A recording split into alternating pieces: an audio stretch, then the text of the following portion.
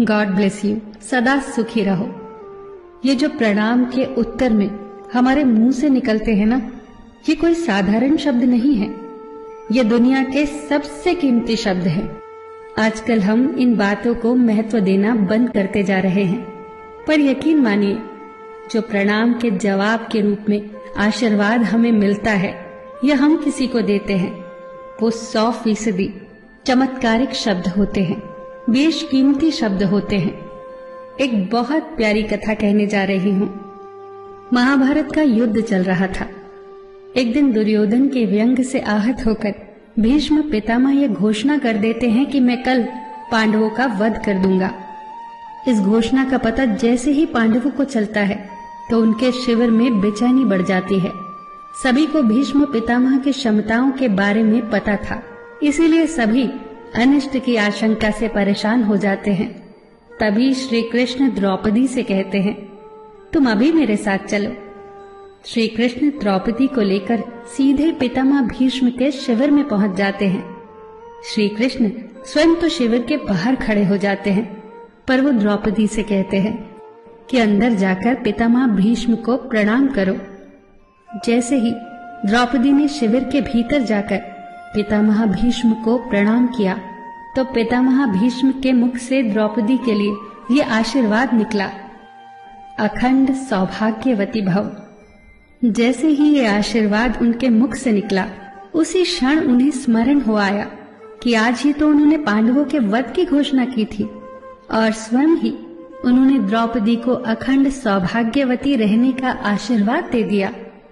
फिर पितामह भीष्म ने द्रौपदी से पूछा, पुत्री, क्या तुम इतनी रात को यहाँ अकेली आई हो या तुम्हें यहाँ श्री कृष्ण लाए हैं? तब द्रौपदी ने कहा, जी पितामह, और वो शिविर के बाहर ही खड़े हैं। शिविर से बाहर निकलकर दोनों ने एक दूसरे को प्रणाम किया और पितामह भीष्म ने कहा, मेरे एक वचन को मेरे ही दूसरे वचन से काटने का काम केवल कृष्ण ही कर सकते हैं। शिविर से वापस लौटते समय श्री कृष्ण ने द्रौपदी से कहा, तुम्हारे एक बार जाकर पितामह को प्रणाम करने से तुम्हारे पतियों को जीवन दान मिल गया है।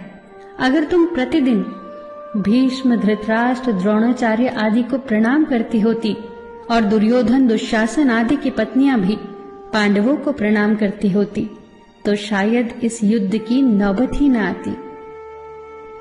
जो हर घर में कलह कलेश का वातावरण रहता है, वो कहीं न कहीं इस बात के मूल से जुड़ा है कि हम संस्कार भूलते जा रहे हैं। हम जाने अनजाने अपने बड़ों की उपेक्षा करने लगे हैं। याद रखना कि हर चीज पैसे से खरीदी नहीं जा सकती, और ये भी याद रखना कि हर बात का जवाब गूगल से नहीं मिलता। उसके लिए बुजुर्गों के पास भी बैठना पड़ता है। शरीर की खुराक के साथ साथ हमारी आत्मा को भी खुराक चाहिए, जो संस्कारों से हमें मिलती है। हम भूलते जा रहे हैं आशीर्वाद के महत्व को। आशीर्वाद एक कवच की तरह होता है जो हर बाधा से हमारी रक्षा करता है। कितनी सुंदर बात कही है किसी ने। प्रणाम अनुशासन है, प्रणाम शीतलता है, प्रणाम आदर सिखाता है, प्रणाम से सुविचार आते हैं, प्रणाम झुकना सिखाता है, प्रणाम क्रोध मिटाता है, प्रणाम आंसू धो देता है, प्रणाम अहंकार मिटाता है, प्रणाम हमारी संस्कृति है।